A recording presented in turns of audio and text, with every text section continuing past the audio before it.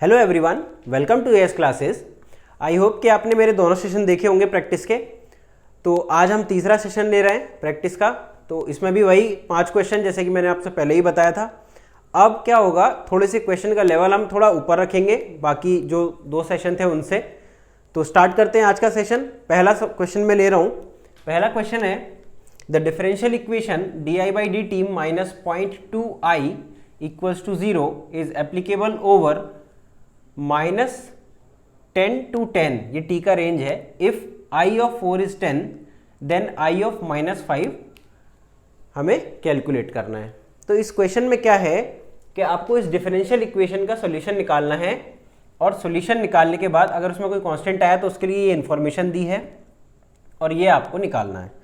चलिए हम इसको सॉल्व करते हैं। अब तो 2-3 तरीके हो सकते हैं। कोई वेरिएबल सेपरेबल से करना चाहेगा वो कर सकता है। फिर इसके बाद आप डायरेक्टली ऐसे di/dt को मैं ऑक्सिलरी इक्वेशन बना के भी इसको सॉल्व कर सकता हूँ, ठीक है ना, क्योंकि लीनियर डिफरेंशियल इक्वेशन है। तो मैं ऑक्सिलरी इक्वेशन से कर लेता हूँ, एक ही बात है। di/dt minus 0.2i equals to 0 है।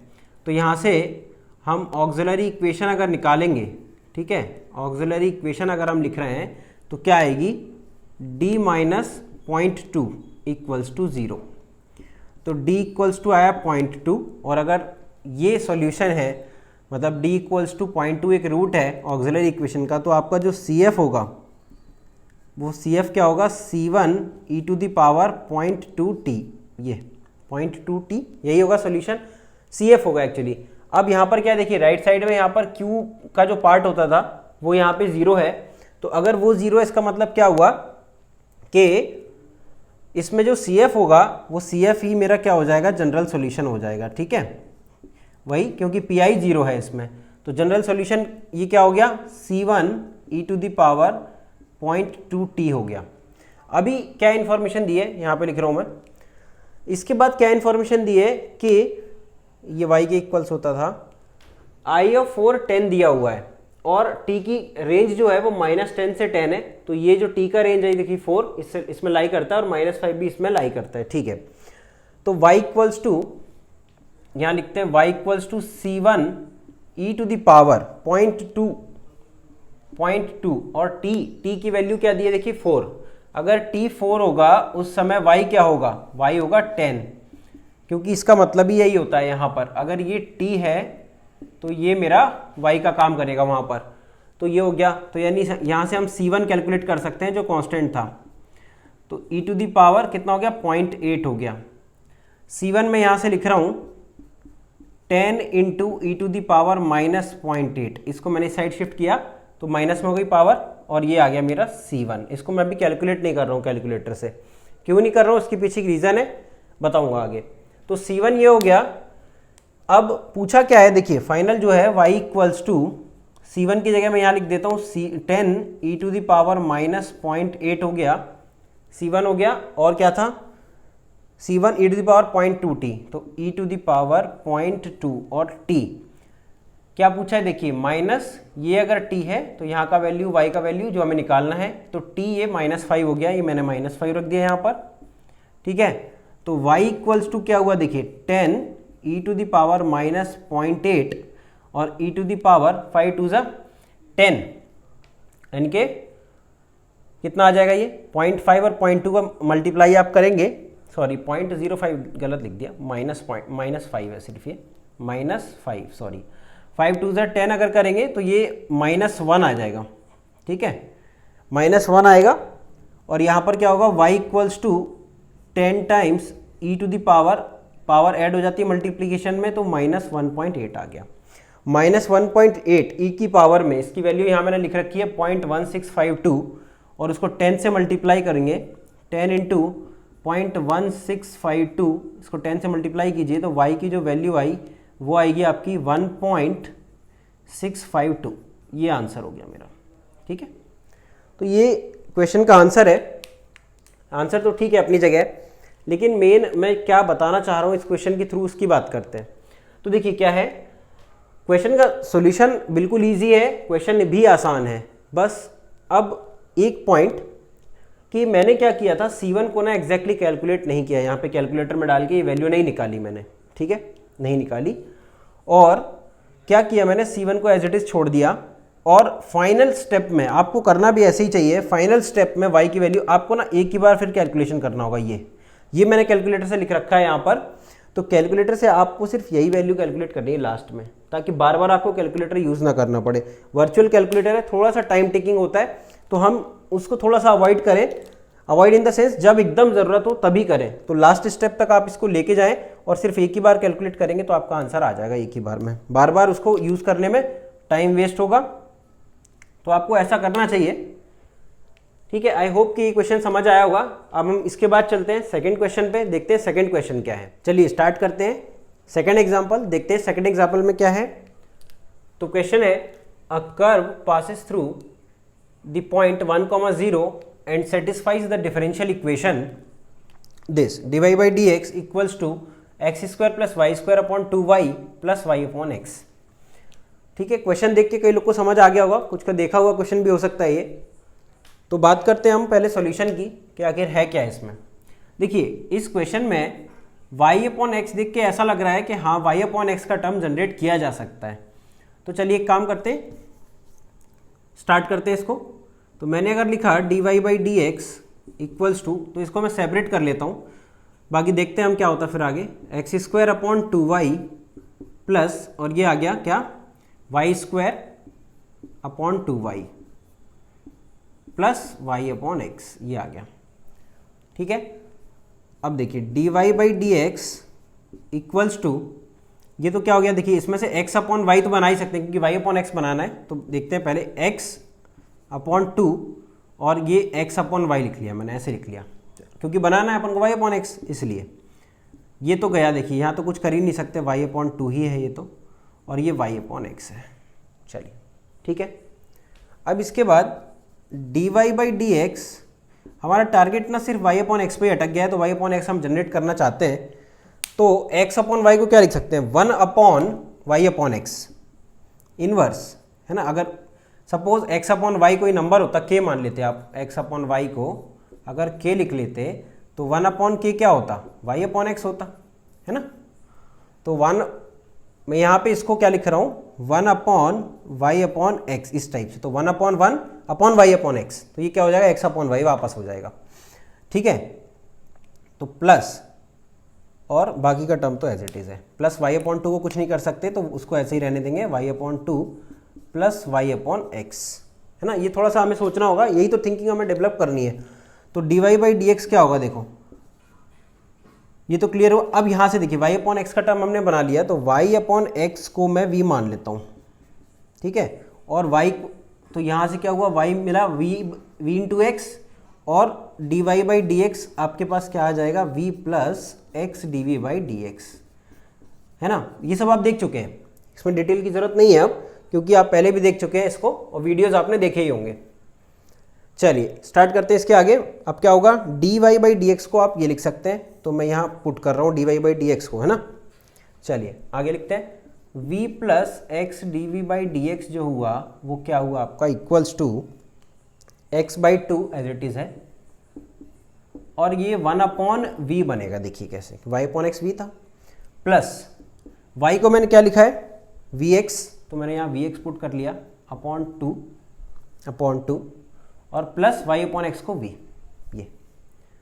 चलिए ये तो क्लियर हो गया। अब हुआ क्या, देखिए v से v कैंसिल हो गया, और अब आगे क्या बचा, नेक्स्ट स्टेप लिखते हैं, x d v by d x equals to x upon 2v plus v x upon 2। तो देखिए x कॉमन है, तो x कॉमन लेके यहाँ से कैंसिल कर सकते हैं, ये x, ठीक है। तो ये x आप कॉमन लेके कैंसिल कर लीजिए, ये पूरा x चला जाएगा, तो बचेगा क्या, dv by d x equals to 1 upon 2v plus v upon 2। देखिए अब ये ऐसे फॉर्म में आ गया कि आप इसको आसानी से समझ पा रहे हैं कि ये सॉल्व हो सकता है। अब करना कुछ नहीं है, सिंपल इंटीग्रेशन, मतलब इंटीग्रेशन के लिए हमें क्या करना है, देखिए वेरिएबल सेपरेट हो सकता है ऐसी सिचुएशन में आके, वेरिएबल को आप सेपरेट कर सकते हैं। तो हम कैसे करेंगे, 2v और 2 का हमने लिया एलसीएम, तो ये आया 2v, यहाँ कितना आएगा, देखिए आराम से कीजिए, कोई जल्दबाजी नहीं है, प्रॉपर टाइम मिलता है, 3 से 3.5 मिनट का टाइम आप लीजिए, आराम से 2 नंबर बनाइए इसमें। ये, तो dv बाई dx जो आ गया वो क्या आ गया आपके पास 1 plus v square upon 2v। अब तो वेरिएबल सेपरेट कर ही सकते हैं, तो देखिए 2v upon 1 plus v square equals to dx, ये आ गया 2v upon 1 plus v square equals to ये dx राइट साइड चला गया। अब और ये dv तो है ही।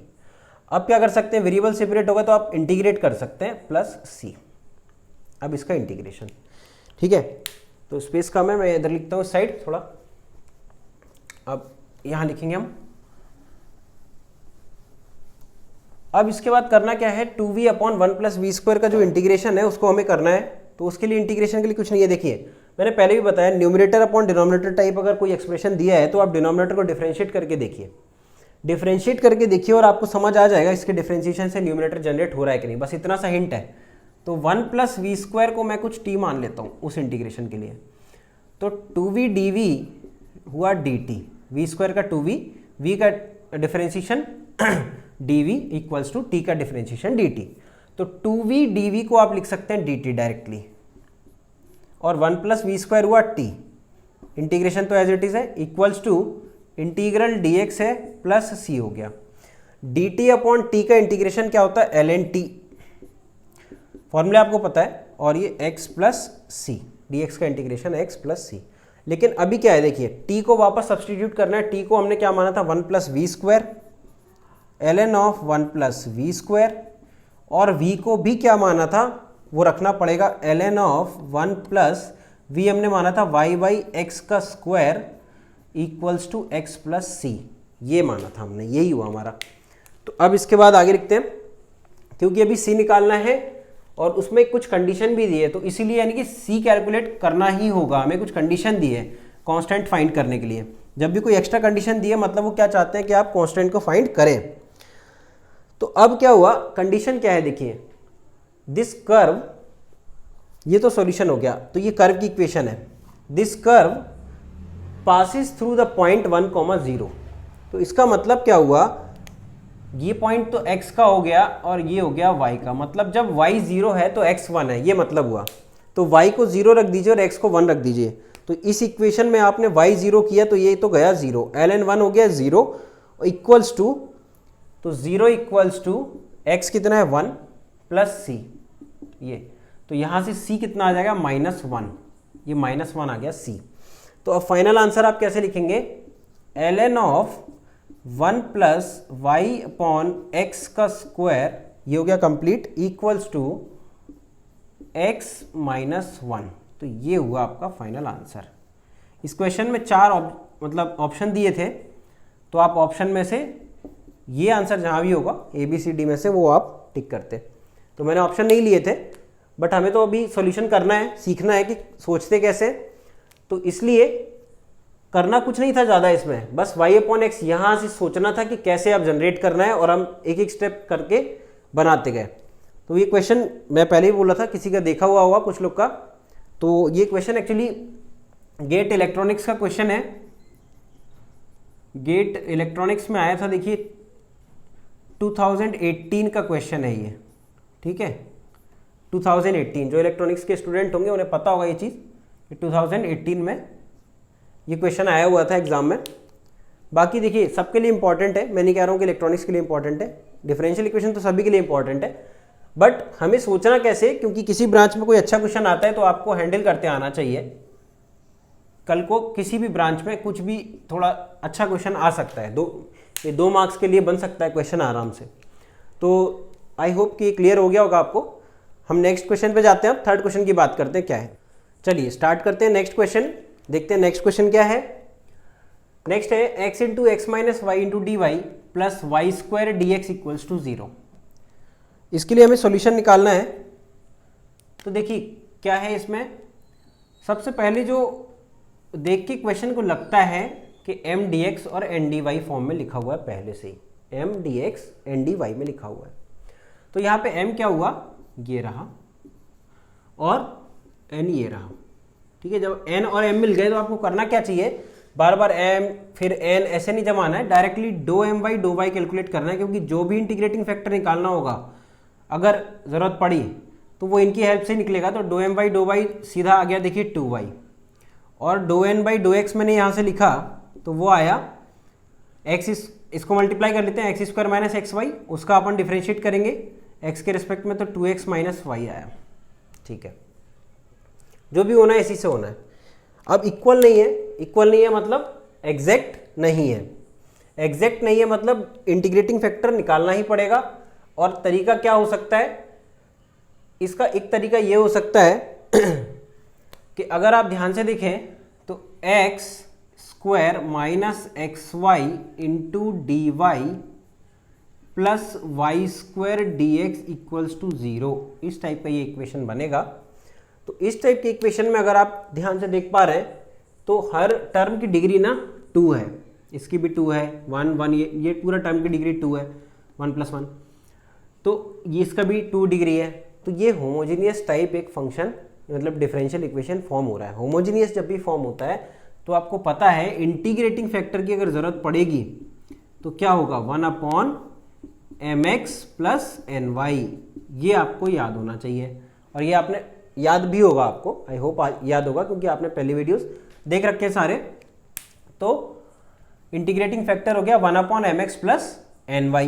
तो इसकी हेल्प से अगर आप एक इंटीग्रेटिंग फैक्टर जनरेट करने की कोशिश करते हैं तो देखिए क्या बनता है, 1/mx + ny। तो अब यही एक ऐसा केस बनता है जिसमें आपको इनकी ज़रूरत नहीं पड़ने वाली है। बस इतना क्लियर हो गया इनसे, मतलब इनका यूज़ नहीं होता है, बट निकालना इसलिए पड़ा ताकि ये तो पता चल गया कि ये एग्जैक्ट नहीं है। एग्जैक्ट नहीं है तभी तो इंटीग्रेटिंग फैक्टर की बात आई। तो एक्चुअल इन एक्सप्रेशन का ज़रूरत यहाँ पे नहीं है, m और n चाहिए, तो वो आपको पता है पहले से। तो मैं लिखता हूँ यहाँ पर इंटीग्रेटिंग फैक्टर के लिए, तो 1/mx, तो m कितना है देखिए वाई स्क्वायर, और इसको x से मल्टीप्लाई कर दिया, और n कितना है x square minus x y है, ध्यान से देखिएगा यही आएगा, x का मल्टीप्लाई करके n और y कर दिया। तो अब देखते हैं इसको सॉल्व करके क्या आ रहा है, 1/xy² और फिर मल्टीप्लाई हुआ y x² y और माइनस xy², ये हो गया। तो यहाँ से देखिए ये टर्म कैंसिल हुआ और इंटीग्रेटिंग फैक्टर आया 1/x² y, ये हो गया इंटीग्रेटिंग फैक्टर। चलिए ये हो गया। अब इंटीग्रेटिंग फैक्टर अगर आ गया तो इस इंटीग्रेटिंग फैक्टर से आपको करना क्या है, इक्वेशन को मल्टीप्लाई करना है, और मल्टीप्लाई करने के बाद फिर उसको सोल्यूशन के लिए लिखना है। तो देखते हैं क्या होता है। इंटीग्रेटिंग फैक्टर 1/x² y है, तो हम यहाँ पर थोड़ा स्पेस क्रिएट कर लेते हैं, उसके बाद देखते हैं। तो अब करना क्या है, नेक्स्ट स्टेप इंटीग्रेटिंग फैक्टर से मल्टीप्लाई, जो डिफरेंशियल इक्वेशन है उसको मल्टीप्लाई कर देंगे। तो 1/x² y से मैं मल्टीप्लाई करता हूँ पूरी इक्वेशन को, तो देखिए क्या आया, x × x - y dy plus y² dx equals to 0, और मैं यहाँ पर सीधा लिख लेता हूँ हर स्टेप के डिवाइड में x² y।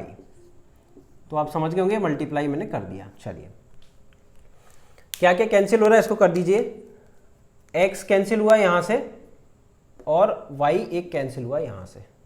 तो अब क्या आ रहा है यहाँ पर, x - y/xy dy plus y dx/x² equals to 0, m dx n dy।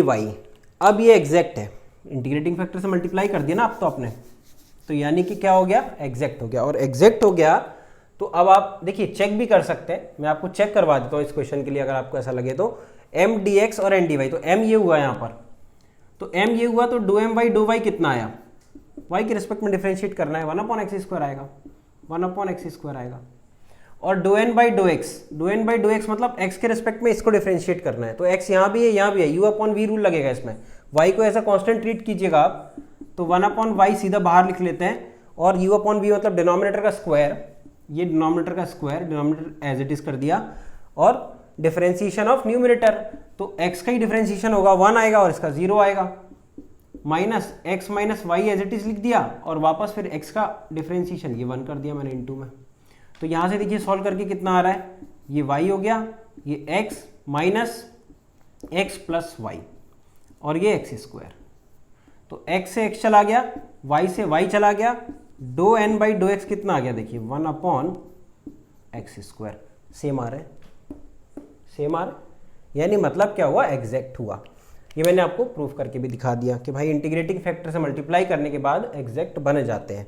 अब अगर ये बन गए तो इसका सॉल्यूशन कैसे लिखते हैं, तो सॉल्यूशन का आपको तरीका पता है, क्या लिखते हैं, integral m D x plus integral n D y equals to c. Condition ये है यहाँ पर y को एज अ कांस्टेंट ट्रीट करना है और यहाँ पर नॉट कंटेनिंग x टर्म होना चाहिए, नॉट कंटेनिंग x टर्म, है ना। ये सब आपको पता है, आप देख चुके हैं सॉल्यूशन का तरीका, वीडियो में पहले भी बता चुका हूँ, ये सब आपको पता है। बस आप तो आपको क्या करना है एम डी एक्स और एन डी वाई को रख के सीधा इंटीग्रेट करना है। तो देखिए मैं यहाँ लिखता हूँ m जो होगा, m कहाँ है, ये है एम डी एक्स, तो y upon x square, y को एज अ कॉन्स्टेंट ट्रीट करना है, तो y ये हुआ और d x upon x square हुआ, प्लस एन डी वाई में अगर आप देखेंगे तो अगर आप इसको सेपरेट करेंगे तो सेपरेट करना है, हर टर्म को चेक करना है x है या नहीं है, वो आपको देखना पड़ेगा। तो अगर आप इसमें देखिए पूरा ले लेते हैं अभी, तो हम x minus Y upon x y और ये डी वाई हुआ और इक्वल्स टू सी। तो अब ध्यान से ये देखिए, जब आप इसको सेपरेट करेंगे ना तो क्या आएगा, x upon x y minus Y upon x y. तो ध्यान से देखिए y से y गया तो ये तो x टर्म बचेगा और ये x से x कैंसिल हो गया, यानी इसमें x टर्म नहीं बचेगा। तो इसमें से एक ऐसा टर्म आने वाला है जिसमें x नहीं बचेगा, नॉट कंटेनिंग x, तो उसको यहाँ पे लेना पड़ेगा इंटीग्रेशन में। तो आप ध्यान से देख पा रहे हो क्या बचेगा, सिर्फ 1 अपॉन वाई बचेगा। तो यहाँ पे मैं क्या लिख लेता हूँ, ये तो y integral D x upon x square equals sorry plus integral, ये बस 1 अपॉन वाई को मैं लिख रहा हूँ D Y upon Y equals to C, बस इतना लिख रहा हूँ। आप समझ गए होंगे क्या मैं कहना चाह रहा हूँ। सेपरेट किया इसको और ईच टर्म को हमने क्या कर लिया, चेक कर लिया। तो अब मैं यहाँ लिखता हूँ, देखिए इसके बाद इंटीग्रेट करना है तो x to the power minus 2 का इंटीग्रेशन आप करेंगे, x to the power minus 2 plus 1 upon minus 2 plus 1, y as it is है तो y को बाहर रख लेते हैं, plus d Y upon y l N y होता है इक्वल्स टू सी। इसको थोड़ा सा सिंप्लीफाई करके लिख लेंगे तो ये कितना आएगा, -1 बचेगा और अपॉन x आ जाएगा, ये -1 बचेगा ना x का पावर, तो उसको डिवाइड में लिख लिया मैंने, plus L N Y equals to C. तो फाइनल आंसर हमारा हो गया L N Y minus Y upon X equals to C, ये हो गया। तो आंसर तो ठीक है, आंसर तो आंसर की जगह से आ गया, आंसर तो आना ही था। ये सॉल्यूशन मेन क्या है, आप समझ पाए या नहीं समझ पाए, ठीक है। देखिए किसी का नज़रिया क्या होता है देखने का, ये डिपेंड करता है कि उसने प्रैक्टिस कैसे की है। प्रैक्टिस देखिए, एक नज़र में देखने वाला बंदा समझ जाएगा होमोजीनियस है, वो होमोजीनियस से चला जाएगा बिना सोचे समझे और आंसर तक भी पहुंच जाएगा। दूसरी बात, कोई सोचता है कि इसको राइट साइड ले जाते हैं, इसको राइट साइड ले जाते हैं और दिमाग में ऐसा कुछ सोचे कि d Y upon d x equals to करके कुछ बन जाएगा, तो वो आप ट्राई कर सकते थे इस क्वेश्चन में।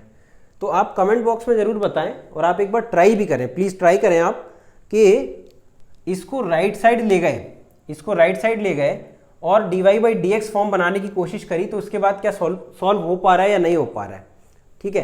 तो इससे क्या होता है, आपको एक कॉन्फिडेंस आएगा कि अगर क्वेश्चन एक तरीके से नहीं बन रहा है तो दूसरे तरीके से हम ट्राई कर सकते हैं। देखिए टाइम होता है एग्जाम में इतना, और टेस्ट में भी देंगे तो टाइम होता है, क्योंकि 2 नंबर का अगर क्वेश्चन आएगा तो इतना कैलकुलेशन तो वो करवाएगा, ठीक है।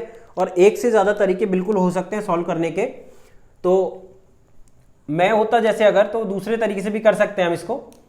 तो इसको मैं राइट साइड ले जाता और मैं ये सोचता कि सेपरेट कैसे किया जाए। एक क्वेश्चन और मैंने आपको पहले भी करवाया था, सेशन 2 की बात है, उसमें हमने क्वेश्चन किया था d x upon d y का इक्वेशन बनाया था, तो वो उस टाइप से भी इसको बनाया जा सकता है। तो आप ट्राई करें, है ना, ट्राई करेंगे तो आपको ये क्लियर हो जाएगा कि और क्या तरीके हो सकते हैं एक क्वेश्चन को बनाने के। तो ये तो हो गया सोल्यूशन। और चलिए मैं आपको थोड़ा हिंट दे ही देता हूँ उसका भी, उससे क्या होगा कि थोड़ा आपको थोड़ा लगेगा कि हाँ और भी तरीके से बनाया जा सकता है।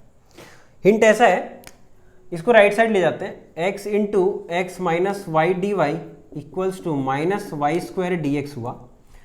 फिर क्या हुआ, कई लोग सोचेंगे d y by d x, क्योंकि पढ़ाई हमने वही है कि d y by d x. तो अगर मैं इसको इधर ले आया और इसको इस साइड ले गया तो सेपरेट करने का जो तरीका है या सेपरेट करने का जो चांस है वो नहीं हो पाएगा मेरे पास, वो सेपरेट नहीं होगा। सेपरेट कब होगा? जब न्यूमरेटर में ज़्यादा टर्म होंगे तभी तो सेपरेट होगा। यहाँ पे माइनस होना चाहिए या कोई साइन होना चाहिए बीच में, तभी मतलब सेपरेट कर पाएंगे। तो मैं क्या करता हूँ, x into x minus Y upon minus y square लिख लेता हूँ और dx y dy कर लेता हूँ, dx y dy कर लेता हूँ। इसके बाद आप सेपरेट करके y अपॉन एक्स फॉर्म बने, y अपॉन एक्स को v लिखो या x अपॉन वाई को v लिखो, वो सब आपको पता है। एक बार प्लीज ट्राई कीजिएगा इससे। अगर आप आंसर तक पहुंच जाएंगे, आंसर तो सेम ही आएगा, आंसर तक आप पहुंच गए तो आपको इतना कॉन्फिडेंस आएगा कि एग्जाम के दिन भी आप हैंडल कर लेंगे इस टाइप के क्वेश्चन को। ठीक है, आई होप कि बिल्कुल क्लियर हुआ होगा आपको। चलते हैं नेक्स्ट क्वेश्चन पे फिर। चलिए चलते हैं नेक्स्ट क्वेश्चन पे, देखते हैं नेक्स्ट क्वेश्चन क्या है। नेक्स्ट क्वेश्चन है d2y upon d x square equals to y plus 2 to the power x plus 3 to the power minus x. इसमें आपको पर्टिकुलर इंटीग्रल सिर्फ कैलकुलेट करना है कि क्या आता है पर्टिकुलर इंटीग्रल। तो देखिए अभी तक हमने जितने भी टाइप सीखे थे तो सारे टाइप में क्या था इस टाइप का नहीं था कि किसी नंबर की पावर x दी हो। तो उसको कैसे हैंडल करते हैं उसको देखते हैं इस क्वेश्चन के थ्रू।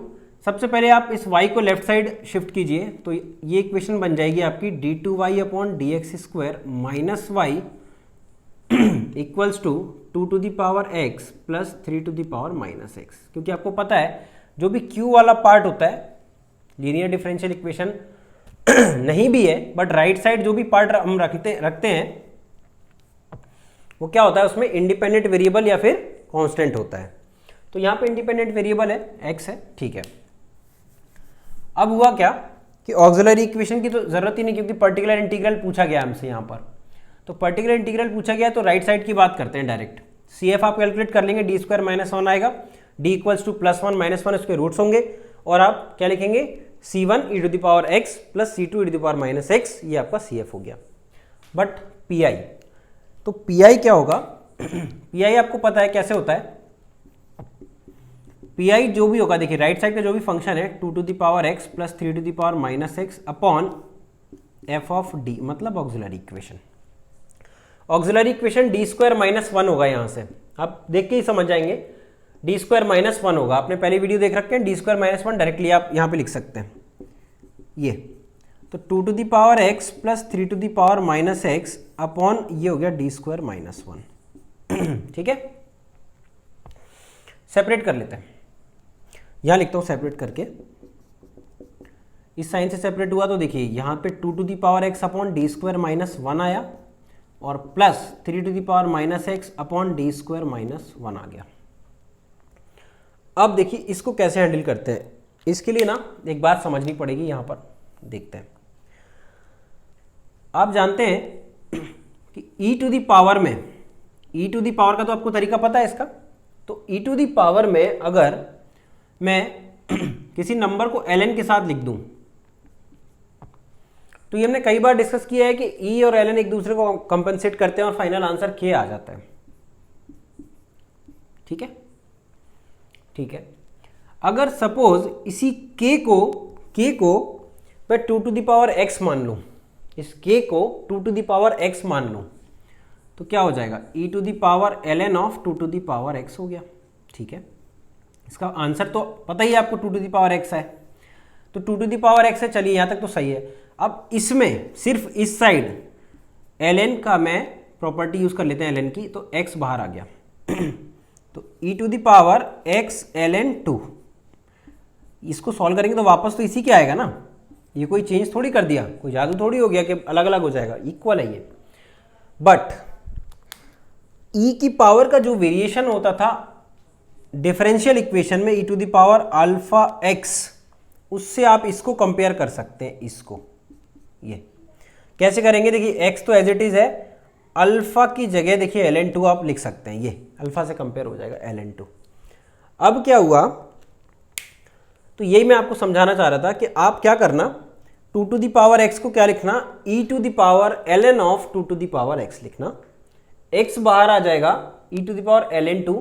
तो जो भी e की पावर का जो कॉन्सेप्ट था वहां पर, बस वो अल्फा जो था वो नंबर होता था वहां पे 1 2 -1 कुछ भी, अब क्या हो जाएगा वो ln 2 भी एक नंबर होता है, ln 2 एक नंबर होता है। ठीक है, पॉइंट क्या होगा, जैसे log 2 को आप 2.3 से मल्टीप्लाई कीजिए तो वो आ जाएगा ln2 की वैल्यू क्या होती है, 0.6932 के आसपास आती है, तो वो एक नंबर हो गया अल्फा।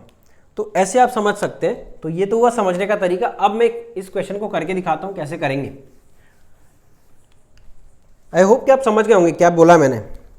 तो अब देखिए इस 2 टू द पावर x को मैं क्या लिख रहा हूँ, ये pi, इसको मैं लिख रहा हूँ e to the power ln of 2 to the power x upon d square minus 1 और plus e to the power ln of 3 to the power minus x upon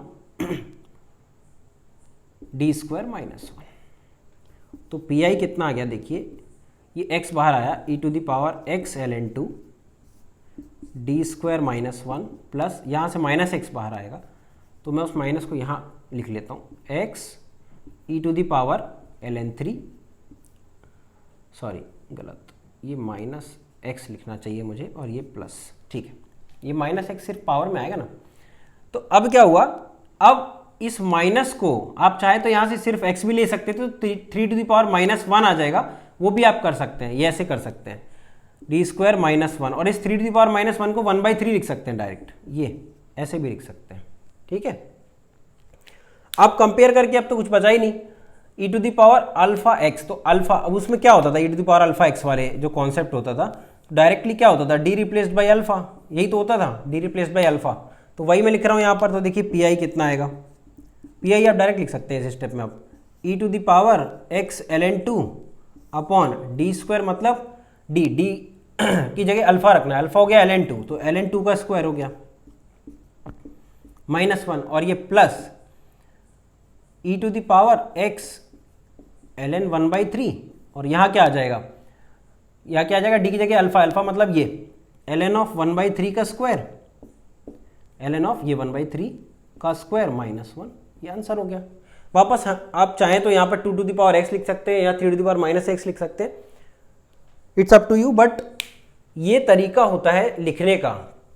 concept यहाँ पर क्या है कि आप 2 टू द पावर x को e to the power ln of 2 to the power x लिख सकते हैं। क्यों लिखा है ऐसा, ताकि एक्सपोनेंशियल वाला कॉन्सेप्ट हम यूज कर सकें। यही कॉन्सेप्ट हम कांस्टेंट नंबर के लिए भी यूज करते हैं। क्या करते हैं, अगर कोई कांस्टेंट नंबर राइट साइड दिया होता है, जैसे 2 दिया सपोज, तो e टू द पावर क्या लिख लेते हैं उसको, ये 2 टाइम्स तो ठीक है, 0 इंटू एक्स मान लेते हैं, तो अल्फा का कंसेप्ट लग जाता है, क्योंकि किसी भी नंबर की पावर 0 1 आ जाएगा, तो ये 2 रह जाएगा वापस वैसा का वैसा। तो ऐसे कर सकते थे। तो एक्सपोनेंशियल में बनाने की कोशिश करते हैं और डी को डायरेक्टली अल्फा से रिप्लेस कीजिए और सॉल्व हो जाएगा। तो ये आपका आंसर हुआ फाइनल। तो इस क्वेश्चन का आंसर ये हो गया। मेन इसमें क्या था, वही चीज़ कि मैं कैसे इसको हैंडल करता हूँ। तो आई होप कि आपको एक नया कॉन्सेप्ट मिल गया होगा यहाँ से, कि किसी भी नंबर का पावर कोई एक्स दिया है ना, तो उसको कैसे डील करते हैं। तो बात करेंगे हम इसके बाद नेक्स्ट क्वेश्चन, फिफ्थ क्वेश्चन की। फिफ्थ क्वेश्चन में है d-2 into y equals to sine hyperbolic x, ठीक है, sine hyperbolic x. Particular integral निकालना है इसके लिए भी। तो CF तो आपको पता है, बस मेरा जो पर्पस है इस क्वेश्चन के पीछे ये है कि हाइपरबोलिक फंक्शन को हम थोड़ा इंट्रोड्यूस कर पाएँ और उसके बारे में थोड़ा सीख लें कि होता क्या है हाइपरबोलिक फंक्शन, अगर कभी आ जाए एग्जाम में। तो पी के लिए आपको पता है करना क्या होगा, पी मतलब साइन हाइपरबोलिक एक्स, यानी राइट साइड जो भी फंक्शन लिखा रहेगा इंडिपेंडेंट वेरिएबल का जो फंक्शन है, और divide by F of D. F of D मतलब ऑक्सिलरी इक्वेशन d-2। अब मेन जो है वो साइन हाइपरबोलिक होता क्या एक्चुअली, तो साइन हाइपरबोलिक ये है, मैंने आपको पहले भी बोला था कि इसका रिलेशन जो है वो एक्सपोनेंशियल से होता है। साइन हाइपरबोलिक एक्स को आप लिख सकते हैं e to the power x minus e to the power minus x upon 2, और अगर कॉस हाइपरबोलिक आ जाए तो उसको लिखना है e to the power x plus e to the power minus x upon 2। ये दो मेन चीज़ें हैं। इसके बाद लिखते ही आप समझ गए होंगे कि एक्सपोनेंशियल वाला फॉर्म बनेगा और आसानी से सॉल्व हो जाएगा। ये दो तरीके हैं बस, साइन हाइपरबोलिक और कॉस हाइपरबोलिक के लिए। बाकी आप बना सकते हैं, टेन हाइपरबोलिक बनाना है, डिवाइड कीजिए बन जाएगा, फिर तो सब कुछ बना सकते हैं, लेकिन मेन यही है दोनों। अब हुआ क्या इसमें पी में जो लिखा मैंने, फिर पी लिखता हूँ e to the power x plus sorry plus नहीं माइनस आता है साइन में, माइनस अपॉन 2 इंटू d-2 हुआ, ये वाला 2 सेपरेट कर लेता हूँ इस साइन से। तो पी जो हुआ वो हुआ आपका 1/2 e to the power x upon d-2 और minus e to the power minus x upon d-2। E to the power alpha x का आपको कॉन्सेप्ट भी पता है, इससे पिछले क्वेश्चन में भी किया था हमने। तो कुछ नहीं है, डी रिप्लेस्ड बाई अल्फा, ऐसे लिख देता हूँ, डी रिप्लेस्ड बाई अल्फा। समझ गए होंगे आप क्या है अल्फा? अल्फा इसका कोएफिशिएंट होता है एक्स का। तो पी आई क्या आएगा, 1/2 तो बाहर है, ये तो ठीक है। ई टू द पावर एक्स और डी की जगह यहाँ पर 1 रखा जाएगा, तो ये हो गया 1 - 2 minus e to the power -x हो गया और डी की जगह -1 रखना है, -1 - 2। चलिए ये हो गया। अब इसको सॉल्व में इधर लिख देता हूँ, इतना देख लीजिए आप। इसके बाद पी आई जो है, पी आई क्या होगा, 1/2, ये तो एज इट इज हो गया। E to the power x upon 1 - 2, 1 - 2 क्या हुआ, -1, तो minus e to the power x हो गया। ये माइनस है और ये -1 - 2, ये कितना हुआ, -3, -3 और ये माइनस +3, तो ये प्लस हो गया। और e to the power -x upon 3, ये बस ये कैलकुलेशन है, कुछ ज़्यादा नहीं है। तो ये फाइनल आंसर हो गया। ज़्यादा टफ नहीं होता है हाइपरबोलिक का क्वेश्चन, ठीक है। बस आपको ना ये दो बातें पता होनी चाहिए बस, साइन हाइपरबोलिक को क्या लिखते हैं और कॉस हाइपरबोलिक। याद रखने का तरीका ये है, कॉस में हमेशा दोनों टर्म के बीच में जो प्लस साइन आता है और यहाँ माइनस साइन आता है, बस इतना सा थोड़ा अंतर है।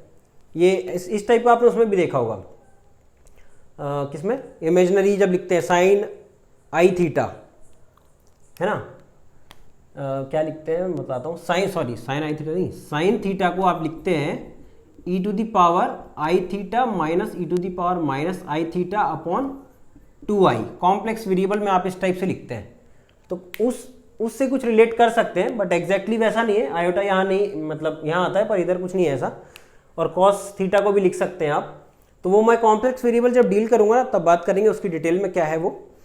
तो आई होप कि 5 एग्जाम्पल आपको क्लियर हुए होंगे, काफ़ी अच्छे एग्जाम्पल थे वैसे, ये आप समझ गए होंगे देख के।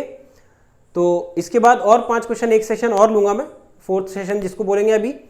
तो मिलते हैं फिर 4th सेशन में, तब तक के लिए आप क्वेश्चन को प्रैक्टिस कीजिए और जो भी डाउट आता है, जो भी आपको डाउट आता है कमेंट सेक्शन में ज़रूर लिखें कि अगर कोई डाउट है तो। और कोई भी ऐसा जैसे क्वेश्चन जो एकदम नया लगा हो उसके बारे में भी ज़रूर बताएं कि हाँ पहली बार देखा ये क्वेश्चन, इस टाइप का नहीं पहले किया था, तो प्लीज़ आप बताएं। और वीडियो अच्छा लगा तो आप उसको लाइक करें, सब्सक्राइब कर लें चैनल को। चलिए मिलते हैं फिर नेक्स्ट सेशन में। Okay, thank you.